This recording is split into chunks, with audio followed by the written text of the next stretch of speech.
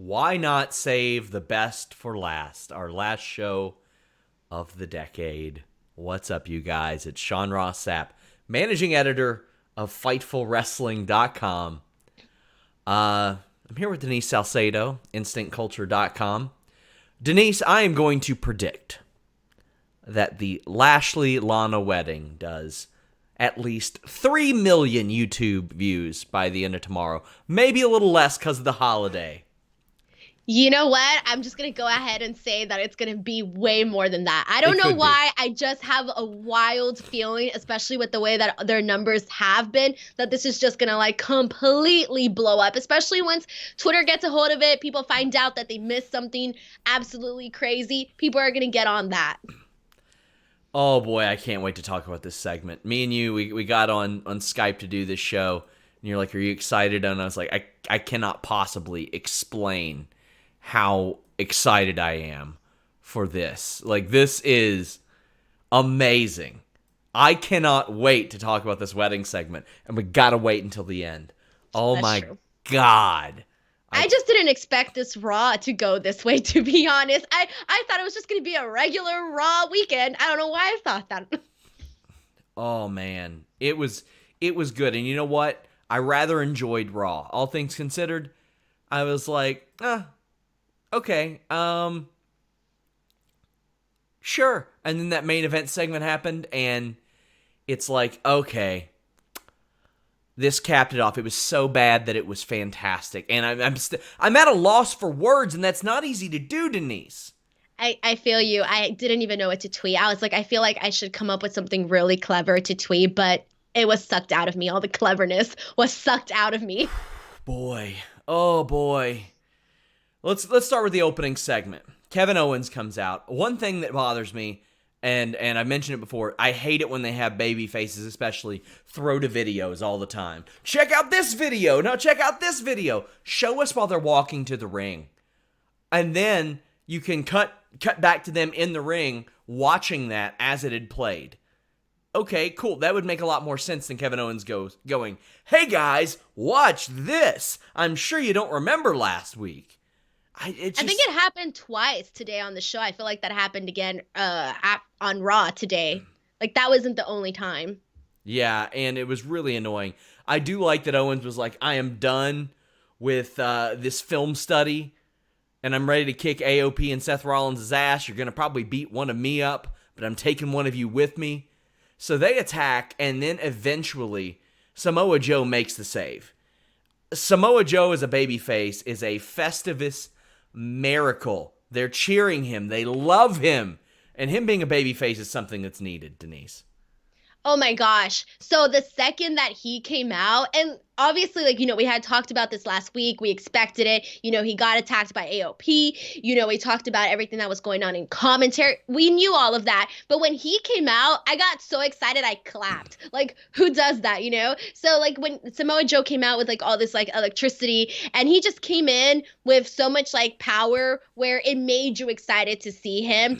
And I just felt like I really enjoyed all of that. I enjoyed, like, the beatdown and then everything that followed afterwards. I actually love this segment. Like, top to bottom, I thought it was good. But I do agree with you in terms of having to play the video. That should have been done prior to the actual segment.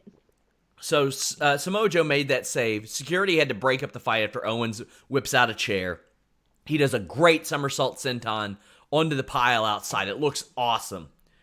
Samoa Joe, the thing is, he's so good on the mic, but he does some of the tropes. Like, they'll ask him a question, and then he'll re-ask the question, and he'll say, you see, right afterwards. He does it every single time. Other than that, I think he's phenomenal on the microphone. He said that Seth Rollins made sure that Kevin Owens always had somebody by his side when he attacked Samoa Joe last week. They're being asked to leave, and they said that they think they've accomplished what they set out to do tonight. And that was good. It's a good way to get them on the show, take the focus off of them. Same thing happened with AOP and Rollins a little bit later. And that way they did what they needed to do, and they're off the show. I rather liked all of this stuff involving all five guys. Yeah, this was good, especially like, the whole brawl that came afterwards. They had some good spots in there. I thought that everybody came out looking like a winner because, you have the AOP, you have Seth Rollins who, they're pissed.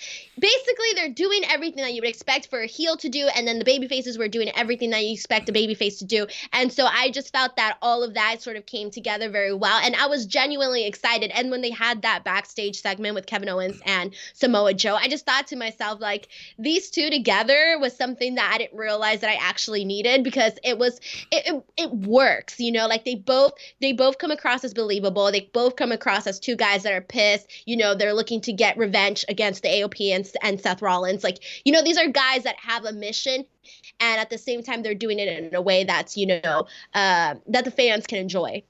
Yeah, I agree. Like I said, Rollins and AOP were asked to leave as well.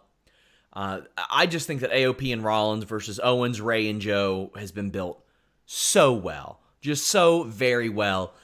We've talked before about all the pointless 6 and 8 man tag matches. I don't see this one as pointless. I don't see it that way. I see this not as important, but TLC 2012, when you had the Shield against like Ryback, Daniel Bryan, and I can't remember who else. Like it felt like this was an important thing. I buy Rollins and AOP as a top level act. I do. And quite frankly, WWE kept AOP off TV for a very long time because I don't know if they had the confidence in their own booking to keep these guys over while still booking them on TV. That's a real condemnation of your ability to book a show and keep people strong when you're just like, you know what? We'll just not have them on TV for a long time if we don't know what to do with them without having the titles.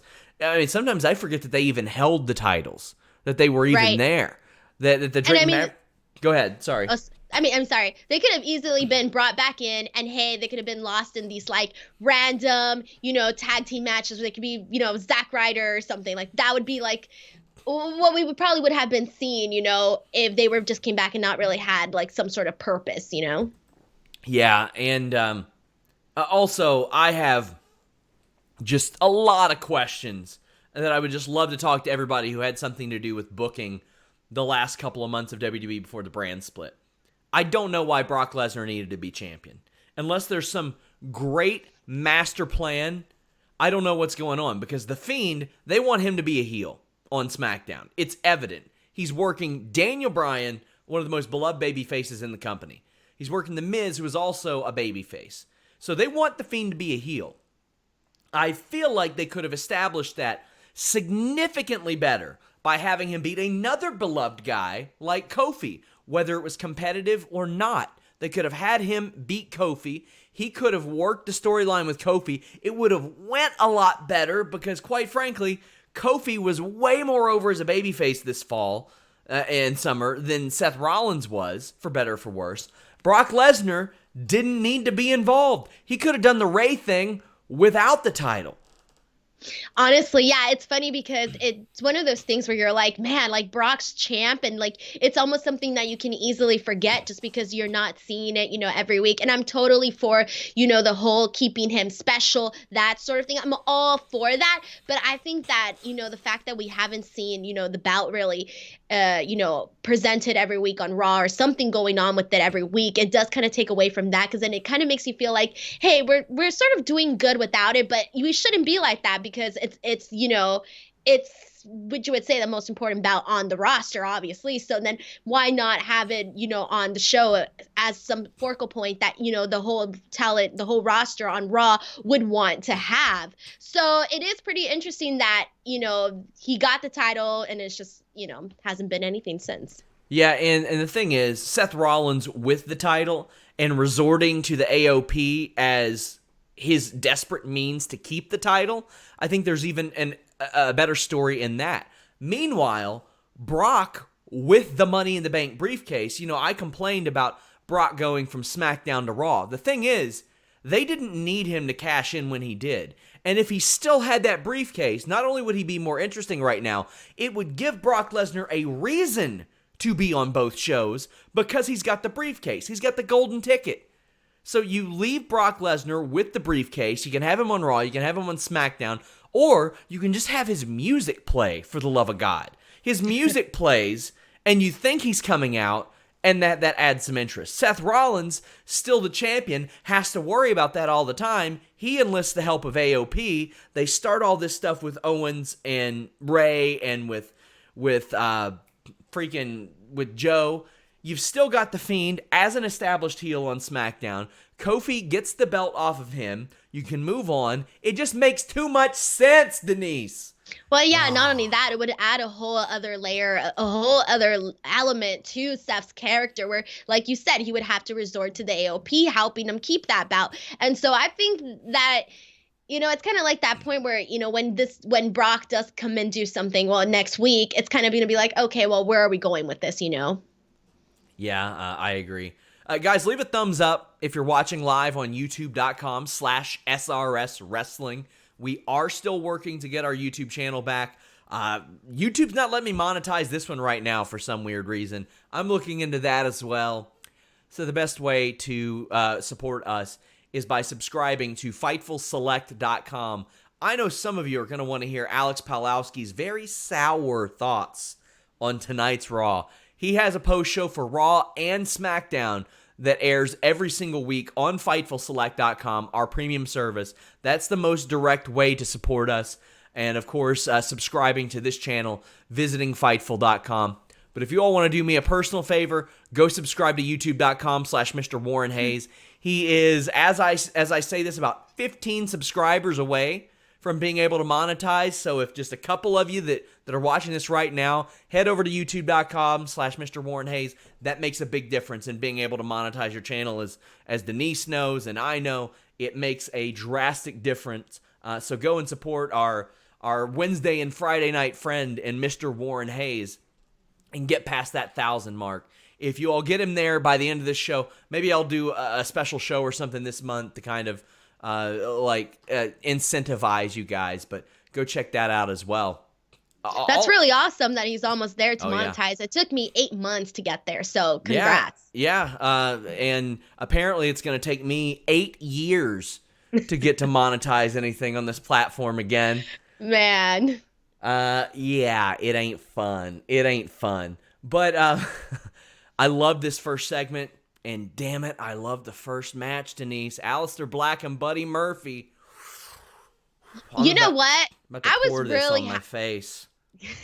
No, this was a really good match in terms of I'm happy that they played off of the mind games that were being played off last week where they were both saying like, hey, I beat my guy faster than you got than yours. That was a lot of fun. And then they come in and they kind of do that again this week, but different. And so this match was really good. There was a lot of fun spots in this match, and I really like the whole story with Buddy Murphy's knee being sold there. It was really good. This match ruled. And it's one of those things where you don't want to see him wrestle every single week because it might get old. I know some people said, best of 7 series. That works a lot better when, maybe it works a lot better from the get-go. But if you're Buddy Murphy, I think your character motivation should mirror some of that of Becky Lynch right now with Asuka. His purpose on this brand should be to face Aleister Black again because he knows he can beat Aleister Black, even though nobody else seems to be able to. Nobody's beaten Aleister Black since January in a singles match, since Tommaso Ciampa. Nobody. But Buddy Murphy's gotten close, and he knows that that's what can bring him to relevance.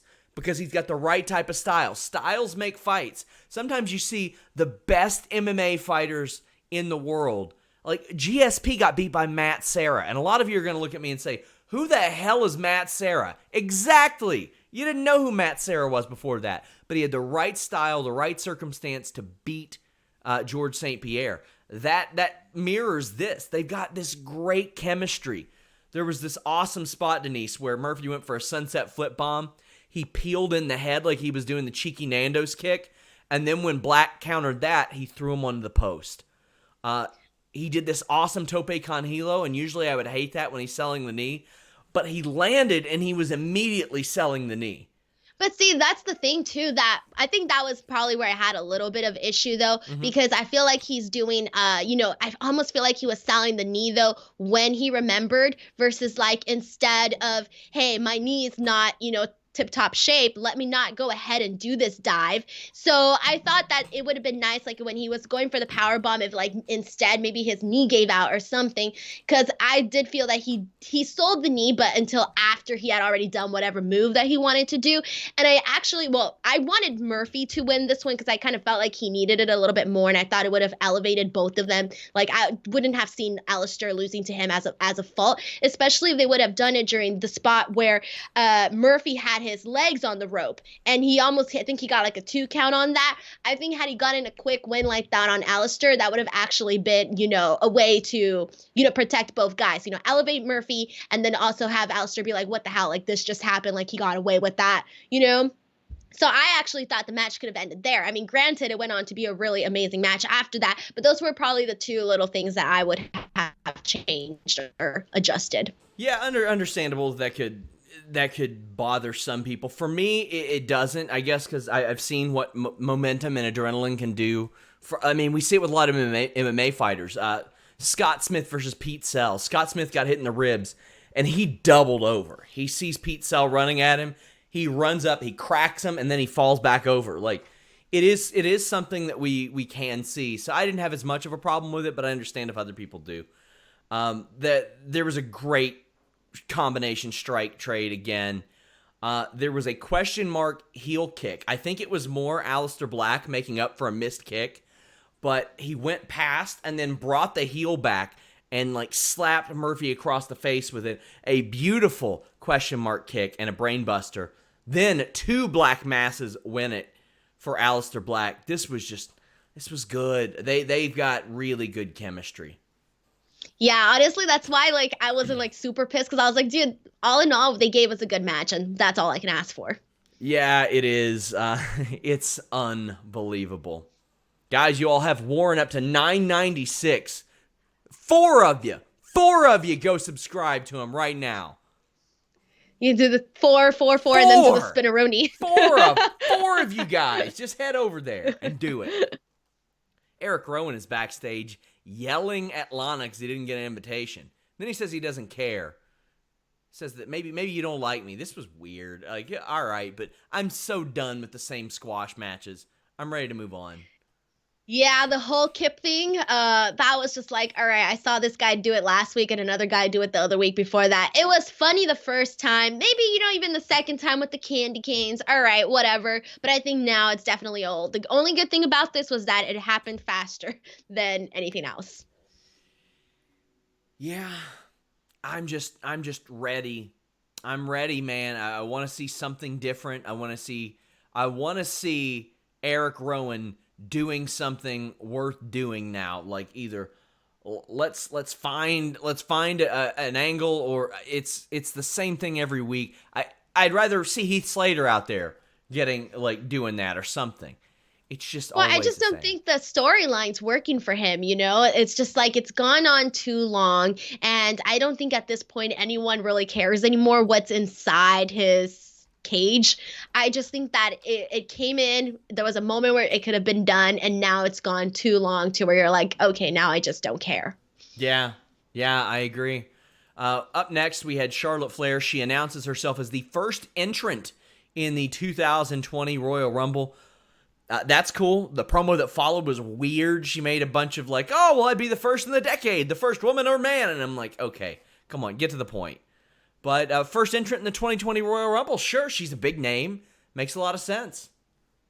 Yeah, I mean, it was fine. I guess it was something to at least keep you thinking about the Rumble and knowing that it's coming up. Hey, friendly reminder, Rumble's coming. Yeah. Natalya answers her challenge, and they had what I thought was a very good match. They have chemistry. They've worked together like 20 times in one-on-one matches, but this is their first in about a year and a half. How'd you feel about this match?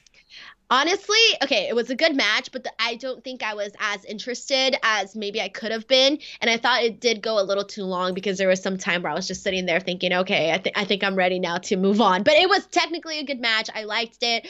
I liked that aspect of it, but I just don't think that I was completely invested in this one.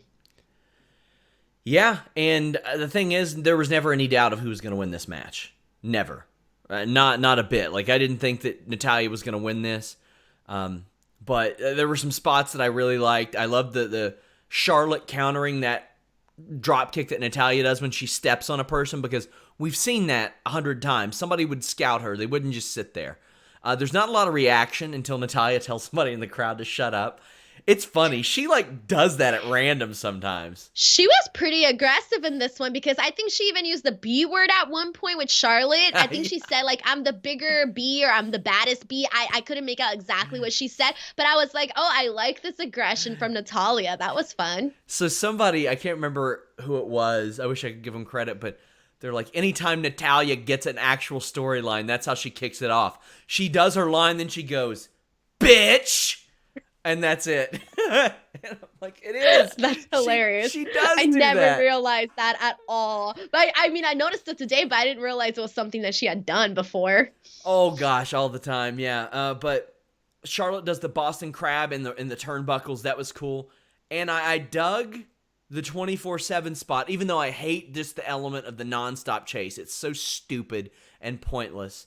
And there was a period this weekend where people thought the title had been retired, Denise, because of a WWE.com glitch that had it listed as retired. It's not. They're still doing it. Yeah, they're still doing I missed that. Yeah, it's good to go, but they need to do something creative with it. But it led to Charlotte hitting a badass big boot on Eric Young. I like that. Yeah. Natalya last week wasn't bad with the 24/7 title. That was good. That was fine. Yeah, and Natalya did an awesome powerbomb out of a corner boot that got reversed. Charlotte did a bad-looking natural selection out of a sharpshooter attempt. Then Charlotte goes for the moonsault, lands on her feet, sets up a figure eight, but gets small packaged, then does the figure eight. I kind of wish she just would have done the figure eight out of the moonsault, but whatever. It was a good match. I enjoyed it. I just never doubted that Charlotte was going to win this match. Right, no, I don't think that was there at all. It just, those matches that you definitely know are like filler. That's essentially what it was and what it felt like. Yeah, it was. And there was some good wrestling on this show. Oh, yeah. There's some interesting promos on this show, too. A Liv Morgan vignette where she says she's ready, and boy, is she ever. We will get to that. But I was thinking ready, okay, she's gonna come in the Rumble. That's what my mind was thinking. That's where too. I went. I had no doubt in my mind that we were gonna see her in the Rumble. Becky Lynch is backstage. She issued a tweet today saying, amazing what they'll give you when you remind them that your contract is coming up. Now, this is kayfabe. If you guys ever watch my interview with Becky Lynch, she straight up addresses that on Twitter. She says, nothing but work gets done here.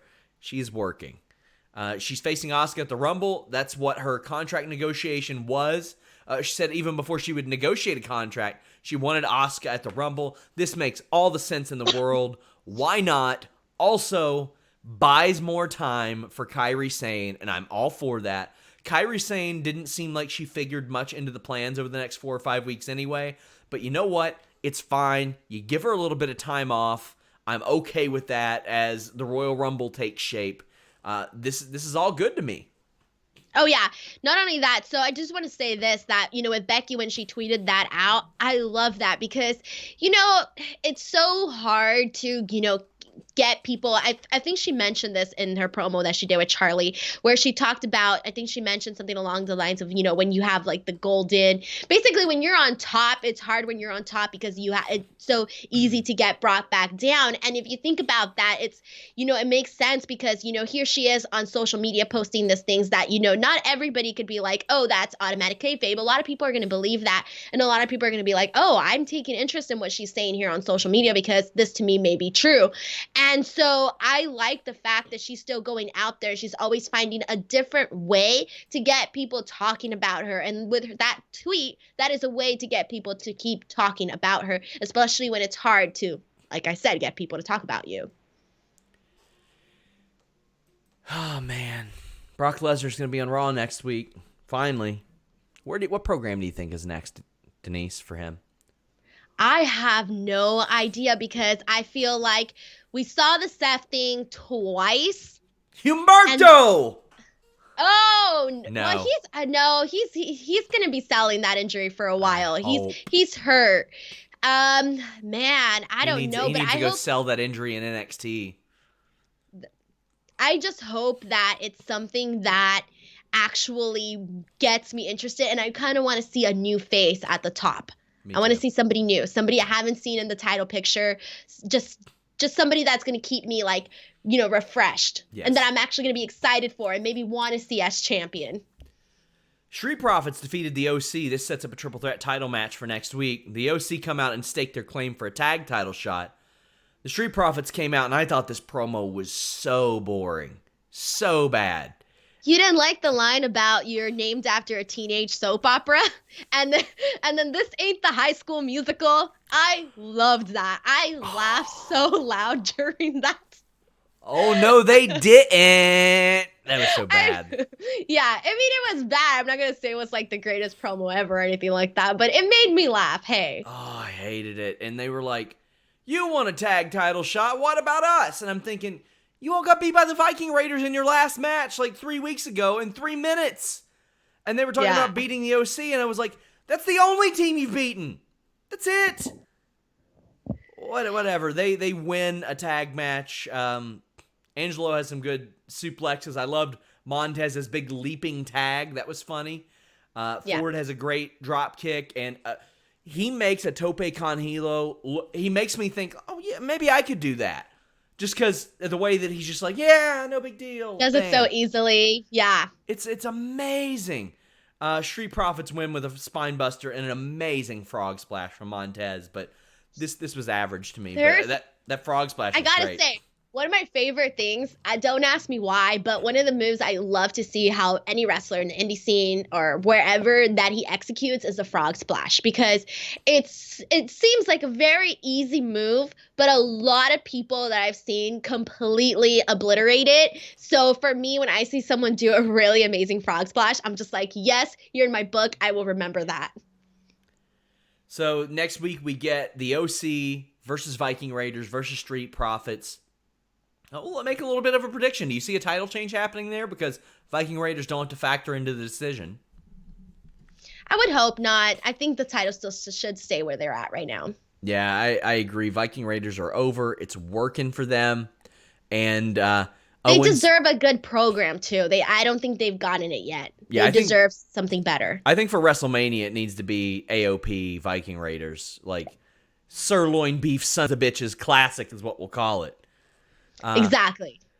Drew McIntyre defeated Hawkins and Ryder. This was a good squash. Drew cuts a promo and kills both of them. I mean, I've said this before. He looked ready for a main event run, and then it was decided he needed to get beat up by Dolph Ziggler a bunch.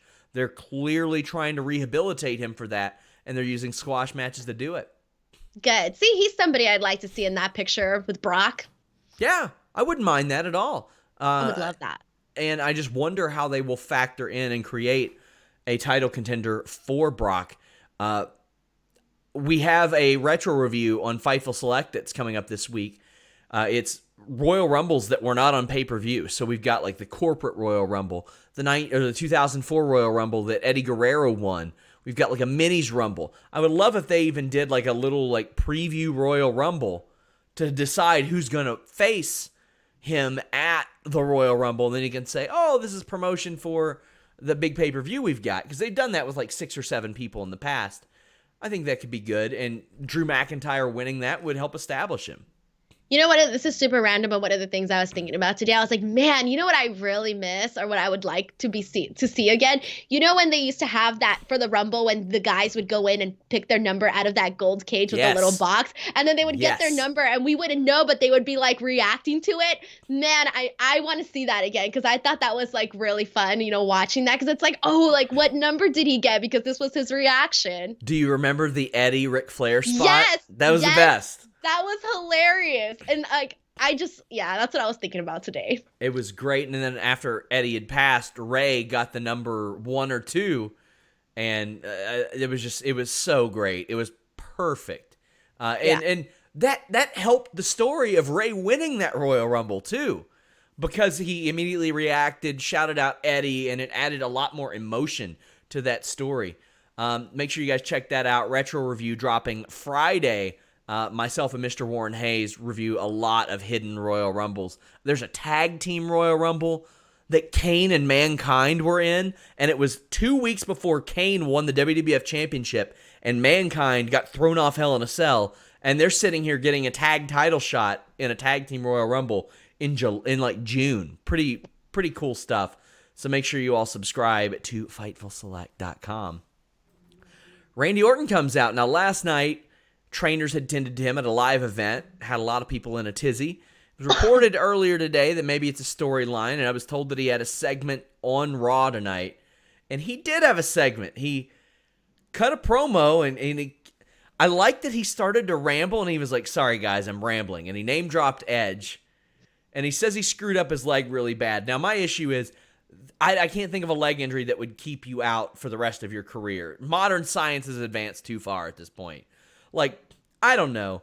Maybe if you ruptured your asshole or something, Denise. Not that we know anybody that's ever done that before in the wrestling ring. That might retire you. That might keep you out. Well, see, this is okay. So I personally didn't like this. The whole, Really? I'm going to come out, I'm going to address this injury, I'm going to make this big hoorah.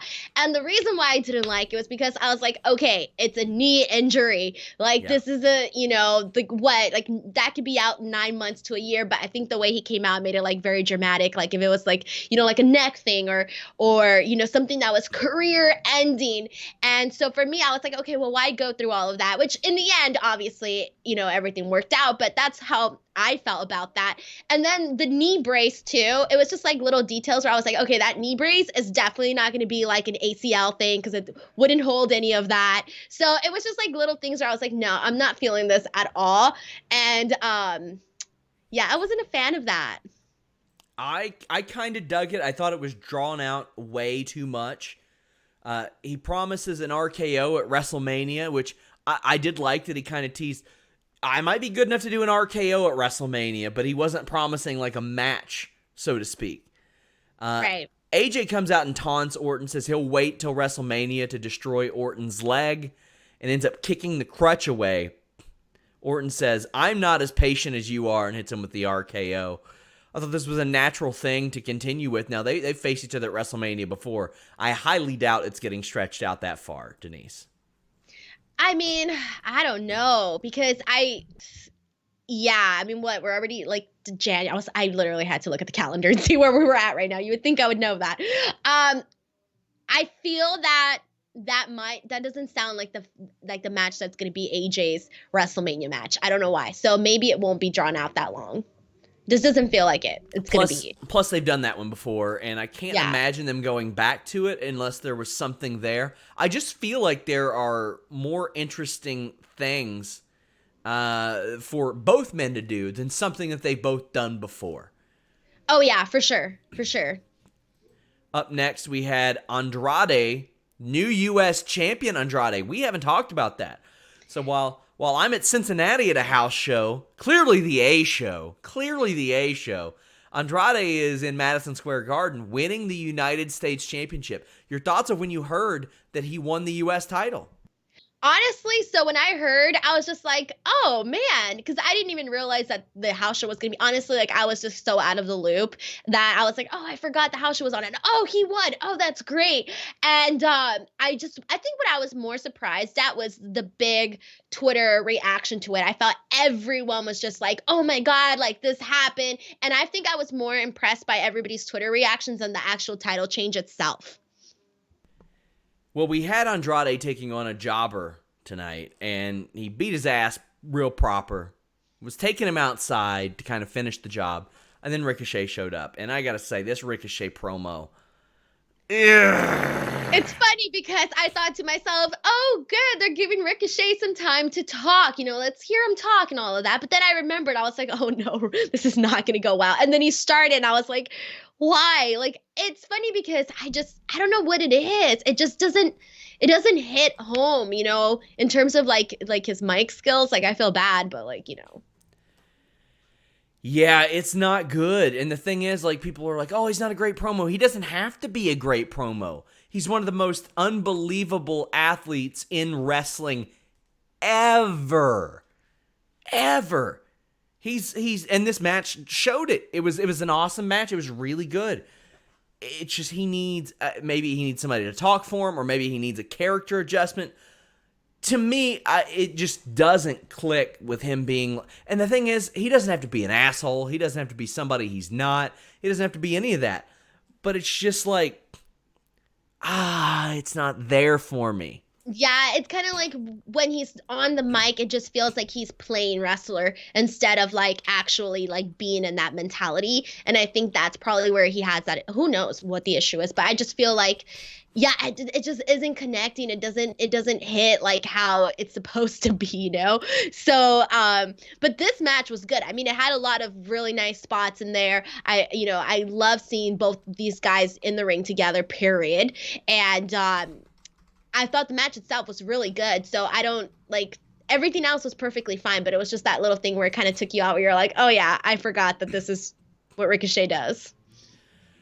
Well, this match was very good. Andrade tries to take Ricochet on the floor and it ends up hitting a back body drop on it. I got to say, the Andrade elbow was the best I've ever seen. The sell was the best I've ever seen. It was deep. Ricochet fell flat over. It was phenomenal. Ricochet does the Gold Dust final cut suplex, but Zelina pushes him off the top, and a hammerlock DDT wins it for Andrade. Any thoughts on this one? My first thought was, why the hell did Humberto ever beat Andrade? But I feel like it's so gone and over. I did want to say that I did like how Ricochet came into this match where they were going to repeat and exactly Andrade was going to do the same thing to this guy that he did to Humberto. I did like how that played through because he came in and he was like, hey, like I saw what you did. This ain't going to be happening again. So I did like how they actually added, more of an element to this match, more of a story to it. So that was perfectly fine. And then I thought for a quick second, I was like, I really hope, because I know they were trying to make Ricochet a thing for a while. I don't know if that's still doesn't really feel like that's happening anymore. But for a while it was. And I thought to myself, oh man, what if they have Ricochet just beat Andrade, for the bout here or something like that? I don't know. I don't know why I was thinking that, but I was just a little, yeah. Well, next week it's going to be Rey Mysterio against Andrade. So they've billed a U.S. title match, a tag title match, and a Brock Lesnar appearance. It's very clear, like, this show for them next week is an important show. They're promoting a lot of stuff on this program and a lot of stuff that seems like it's going to matter, Denise. Brock, the three-way, the U.S. title match. Yeah. Well, I mean, hey, you're going to want to kick off the year. You're going to want to kick it off solidly. It's looking like a decent show, but a lot of things aren't quite as they appear sometimes, Denise. Oh man, is it time? It is time. It's time. It's time. I was like, wait, what's next? Oh, it's time. Yeah. It's time for the main event. This is the culmination. This is Denise Salcedo and Sean Ross Sapp's WrestleMania moment right here of podcasting. The wedding of the century. Lana and Bobby Lashley. The soon-to-be Lana Lashley is backstage saying everybody's obsessed with her, and we go into the ring. There's actually not a lot of looks backstage at Lana and Lashley, relatively speaking. Lashley isn't wearing sleeves. Now, I just want to say this. Couple of missed opportunities. Lio Rush being involved in any way. That would have been awesome. Also, Sami Zayn should have ushered Lashley's sisters to their seat, the ones that he criticized in that video years ago. And then he should have said that he applied for an usher's license to get on Raw tonight. That's what I wanted to happen, but... Heck, he could have been a seat filler. Exactly. That would have been great if he was like, I'm just a seat filler here. That would have been outstanding. That's a great idea. Damn, I should have tweeted that. But Lana isn't happy because the guy up there who looks like Bill Belichick conducting the ceremony mentions children. The pitter-patter of little feet, which, to be quite honestly... kind of screwed up if you didn't mention that to the guy. Like, that's a really crappy thing for somebody conducting a wedding to say anyway. So I don't blame her for being mad, Denise. That's true. Like, what if she had a hysterectomy? What if any number of things happened and she couldn't have children? Piss off, old man. Insensitive. Yeah. I don't appreciate it. Well, Lana didn't either. She didn't want to be like fat and have stretch marks and yada, yada, yada. Which actually also ties back to the whole story where she was saying that Rusev just wanted her to have her little Rusev. Yes. I forgot what she said. She said in the storyline she didn't want to have babies. Little Machkas. Yeah, there you go. So, this segment was like 35 minutes. It was so bad, Denise. It was long. It was boring. I was just sitting there thinking, oh my God, I don't want a wedding anymore. This is awful. I was like, making people sit through this? Are you kidding me? And okay, so since we're at this beginning portion of it all before the madness, I did like that they actually commentary said why there was nobody sitting in those seats by the entranceway, because I thought to myself, why isn't there anybody sitting there? And then when they actually addressed the fact that they had no friends, I was really happy that they actually did that, because I did think it would be kind of funny to have, some people there. Yeah. But this beginning portion was just very, very boring, very drawn out, and I had a feeling, I honestly thought that the whole rest of the show was just going to be Lana, going off on a rant until eventually they say their I do's. Well, you know what? She's going to say I do to your erect penis when you use BlueChew.com code Fightful. And let me tell you, you're going to need Blue Chew to get through this segment. You're going to need to stay up all night. She's going to be asking for an overrun, Denise. She's going to want you to go past 11 p.m. Eastern. And if you want to make sure that you can, check out BlueChew.com and use that code Fightful. Hit them up at Blue Chew. Let them know you heard about them from us. It's got the same FDA-approved active ingredients as Viagra and Cialis, whether it's with your first wife from the military or the guy you married the day you turned 18. I mean, I'll be honest with you. If you're a lesbian couple, it's probably not going to do the trick. I'm just going to be upfront with you guys. But it works a lot better and faster than Viagra and Cialis. It's a lot cheaper.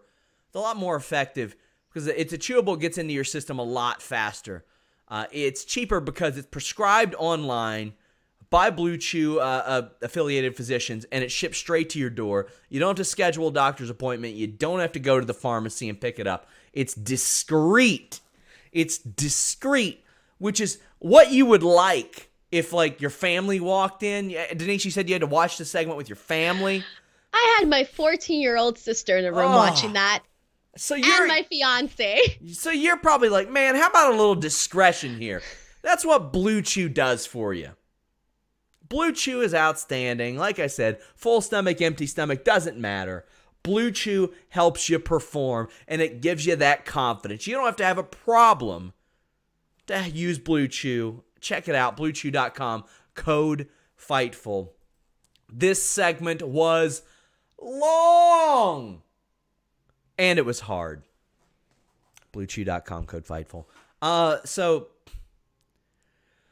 Lana wasn't reading from a script, it didn't seem, and it just wasn't good. Like, I'm glad that she's not reading from a script, at least, but it just wasn't good.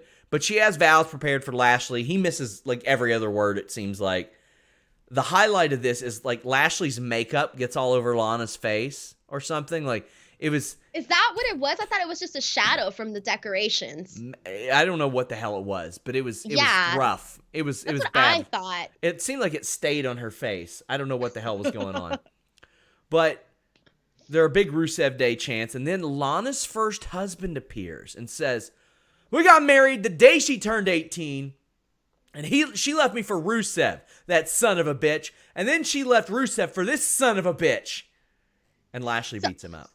I will tell you something. I don't know if I sensed it or what, but I kind of sensed something was going to go on, because when he came out, I thought, oh, they're going to introduce him as Bobby's secret lover. I actually thought it the opposite way. So I didn't know. Lo and behold, I was onto something there. In light of recent events, you could find weirder things or more things out of left field. I don't want to say weird, but things out of left field that could have happened. But then, also, I love that Lashley beat him up, but Lashley's first wife, quote-unquote, from the military, not Crystal Marshall, comes out, and then Lana just immediately beats her up. And I love that. Like, Lana is the monster bride, and she just destroys this woman. I did like that part because she was like, "Not on my watch. I'm gonna kick your butt," and I thought that fell in line with Lana's character because she's that girl, you know, like she doesn't care. She's gonna do what she wants. It's all about me, and you know, if some girl comes and ruins on her parade, she is not gonna let that happen. So I did like that she did that because I thought they were gonna kind of keep it talking, but the way she did it was sort of like a surprise. Yeah, and like I said, this segment goes really long, and I'm going to give you all some wedding advice at the end of this segment. I already interrupted it with Blue Chew, but then we get the real surprise. Liv Morgan is ready. She's ready to show up and say that the love of her life is here, Denise, and she can't let this happen. And Lashley's like, "What are you talking about?" And she's like, "Not you, Lana." Okay. So let's first off address this. There haven't been a lot of openly gay storylines in WWE, period. There have been some, and a lot of people say, Billy and Chuck, that was a ruse. The whole gimmick was that it was a ruse. Sonya Deville pushed for one with Mandy Rose. It was a big subject in Total Divas this year. Didn't end up happening. But first off, I want to say, in storyline, do you think Liv Morgan and Lana were doing the damn thing? I thought you were gonna ask me something totally different. I was I can't even. I can't even repeat what you were gonna ask. What did you think I was gonna ask you? I tell you off air. I can't even say it on air because my mind went somewhere totally inappropriate. Oh man! I was like, God, please do not tell me Sean's gonna ask me this right now. Okay, I'm not gonna ask you if they're doing an old 50-50 guard on their downtime. I'm not asking you if they're working their leg locks or anything. Like, I'm not going to ask you that. So, first of all, I just want to say that going back to the husband and the old wife, I could not believe I was watching that. I was just like, this is ridiculous. This is too much. I mean, I know that it's been ridiculous and it's been too much, but this was just like, oh, now I'm going to hit you with this. Now I'm going to hit you with that. I just felt like everything that's just crazy and dramatic and outrageous, just throw it into this storyline. And that's kind of what I felt was happening here.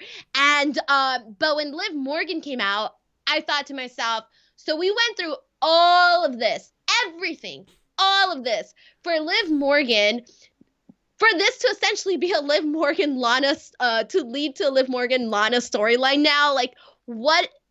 Like, I just had no idea that those two things were going to eventually come together. You know, we've been talking about Liv Morgan and oh, what's her character going to be? This is so exciting. Let's see what they're going to do with her. And we've been seeing these vignettes and I just never connected the two. And it just kind of makes it seem like, you know, they needed a payoff for this Bobby Lashley Lana thing and they didn't know where to go with it. So, hey, let's throw in Liv Morgan now. And this was just outrageous, but it was funny. You said you didn't see it coming together. It seems like there's been a lot of coming together in this storyline, if you know what I mean, guys. And BlueChew.com code Fightful can help you do that as well. So they have really an ECW style cat fight. This is what this is. This is straight out of the Paul Heyman playbook. This is after page 1, accentuate the positives, hide the negatives. Page 2 is cat fight. That's page 2.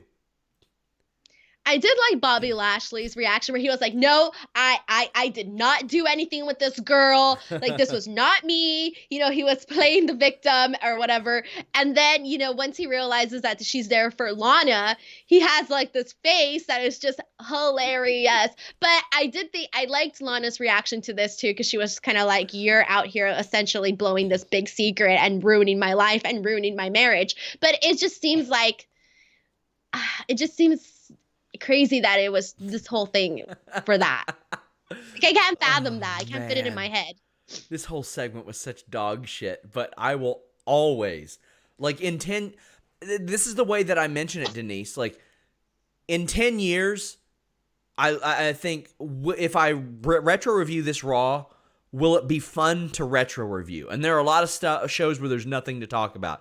This will be a show that in 10 years, that you and I hopefully will go back and look at. Hopefully I can pry you away from whatever company that you're at for one day so we can relive this 10 years from now And I can be like, Denise, I know you're interviewing people for WWE or AEW, but we got to talk about the Rusev, Lana, Lashley, Liv Morgan, first wife, second husband, all this crap. And it would be hilarious. I will forever remember this segment, Denise. That's true, but it's like, I don't know. So like bad. It's so just bad. it was probably the worst thing I've ever seen. The worst thing I've ever seen. Like, I can't think of anything as bad as this that I've ever seen. Honestly, I really can't. Like, right now, like, this is just on the top of that list. Like, I don't think I'm creative enough to think of all these crazy things, throw them into one, and, essentially mix them all up. And then Rusev still comes out of that cake, by the way. Yeah, oh yeah.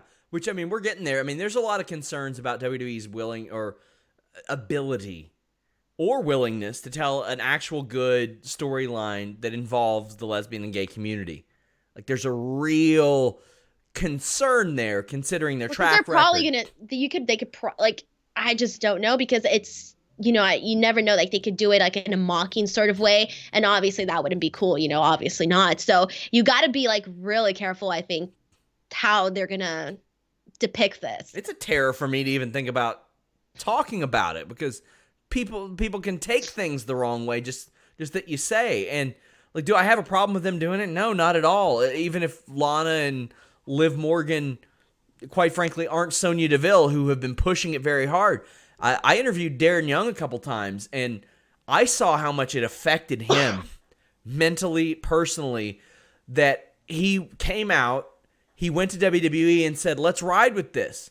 Let me fly that flag. Let me be that representative. And then when he was fired, it was Finn Balor, a straight man, who ended up flying that flag at WrestleMania. It wasn't Darren Young, who had this as a secret his whole life and had to worry about how it would be perceived in locker rooms and all that. It was a guy who was actually his friend and did not experience those things, at least as best we know, that did that. So, it does make me wonder how a Sonya Deville would feel if she fought hard to make a storyline like this a reality, and not only did somebody else get it, but maybe somebody else that doesn't share her experiences in that regard. It can be a scary thing, and not every storyline that you come up with is best served for you. I mean, there's a lot of ideas that work better for other people, but it's hard for me to believe that one would be. Well, I'm just going to give you this example. So I don't know if you've seen, like, like in pop culture, like movie news and all of that stuff, whenever they have announced that they're going to be having, I think it was Scarlett Johansson or Ruby Rose or something like that, where she was asked to play a role of a gay character, and because she wasn't gay, people did not like the idea of her playing this role, and then she had to back down from that role. So this is an actual thing where people that are part of the LGBTQ plus community, they want people that, if you're gonna have a transgender role, you should have a transgender person play these roles. And so it's pretty interesting to me that, that's obviously a heavy topic right now in the Hollywood realm of things. And, now when you mention that you have people that associate, with the LGBTQ plus community, and then you have people that don't, or at least not that we know of, that are taking part in this storyline. So I don't know. I think that depending on who you are, you can take it different ways. So Sonya Deville has sent out a tweet. She said, well, my mind is blown. Mandy Rose, who was slated to be a part of that storyline that was pitched, said, no words. And Sonya followed up by saying, I know, my friend, I know. So it doesn't seem like she's exactly thrilled, but that's just us perceiving that from Twitter, and you can only perceive so much from that. Go ahead. How they handle it, honestly, because if they're gonna do like how they handled this whole thing with them together, Liv Morgan and Lana, after this is gonna be the big telling portion of this talk. Because are they gonna add like more to the storyline, like, oh, you kept this a secret or whatever, because they're gonna have to follow up on it. Like, that's just that, like, they're gonna have to do it. But now it's like, how do you do it in an appropriate sort of way? So after all this, Rusev emerges from the cake. Everybody knew he was in that goddamn cake. Everybody knew he was. But production was so bad on this. You couldn't see anything because it kept getting blocked off. But anyway, Rusev and Liv collectively beat the hell out of Lana and Lashley and end the show celebrating together. We're going to see some tag matches there, too. Your thoughts on this? That's our future. That's our future. We're going to see some tag matches on this for sure. And honestly, like, I kind of feel like let down. I don't know why I feel let down. I think I was expecting something else with the Liv Morgan thing. And then I was expecting a train wreck with the wedding, period. But I don't think I expected all of this, like, madness. So, a tweet has reemerged that I have retweeted from 2017 of Liv Morgan posting a picture with Lana. Which is funny. Is pretty cool, from 2017. Oh, man. That's raw. Leave a thumbs up. Make sure you subscribe. But Denise, you are back here with me on Wednesday for The List and Ya Girl, which we filmed, and it's available on Select now, but we have a how should I say, a theme music show after the warm reception that we got talking about it a while back. We did a full hour on WWF WWE themes. Yes, I honestly, like, that was a lot of fun. I've still been thinking about it. I think I need to go back and, like, after we talked about these songs, it made me want to go back and re-listen to some of them. So yeah. I'm probably gonna do that like later. And we had such a good time. Like we started to talk about a couple TNA themes towards the end, and I was like, we got to save that for another episode, like, because we've got plenty to talk about there too. Like, there's so much good stuff. I can't believe how many people, like, freaked out because I didn't like the AJ Styles song. So now I'm wondering what kind of feedback I'm gonna get, like, based off of what I said on this podcast. Like, I'm terrified. We also have the fill-in for last week's List and Ya Boy, where Jimmy Van gives you a look at his LJN collection, the widest in the world. I give you a look at my DVD collection. It's a lot of fun. Also, as a replacement show, since I know that a lot of you like to get the news as well, I did the Fightful Select newscast last week. It was a short 15-minute show on Friday tackling the week's news. I'll probably do that again. But we have the Q&A form up right now for this week's Q&A show that's dropping Thursday. Make sure you guys subscribe. Denise, tell the people where they can find you. All right, youtube.com/Denise Salcedo. My goal for 2020 is to overwork myself and put lots of videos out. So, guys, go check them out. I'm also posting, like, more random stuff so people don't think that I'm just, like, a Taylor Swift obsessed person, which I am, but I'm posting more. And, yeah, Twitter and Instagram @_Denise Salcedo. Guys, thank you all so much. I was telling Denise off the air, most of our viewers have followed us to this SRS Wrestling channel.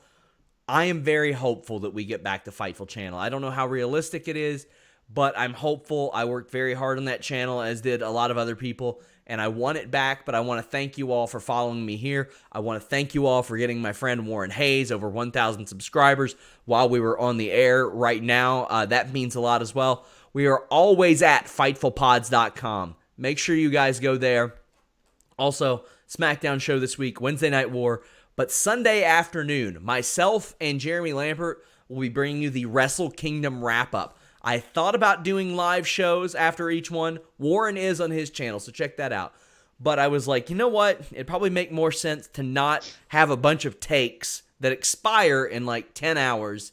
So we're just going to do a Night 2 wrap-up. We're going to do something for New Year Dash as well. But lots of good stuff over there. Thank you all so much.